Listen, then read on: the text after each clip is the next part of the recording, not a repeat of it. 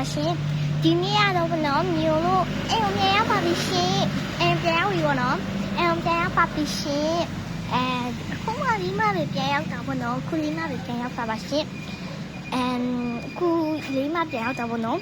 လူပြောရမယ်ပေါ့နော်ညဘက်ဒီပေါ့နော်ညဘက်မှပြန်ရောက်တာပါရှင်ဟိုညဘက်ကျမှပြန်ရောက်တာပါရှင်အဲ့လိုလေးပေါ့နော်အဲ့ရောကျောင်းကတော့နားထားရပေါ့နော်ဖြေထားပါလေခီးသွားနေရတဲ့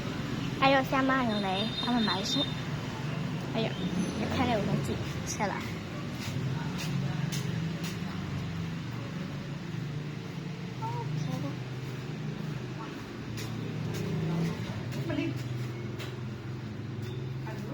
โอเค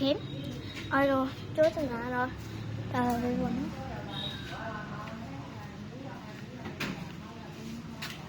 ပေါ့နော်ဒါမျိုးဘာသာပဲရှိပါရှင် Niggas. What the hell? Okay ပါနော်စိတ်ကူနေရတွေ့အားလုံးကျေးဇူးတင်ပါတယ်အားလုံး bye bye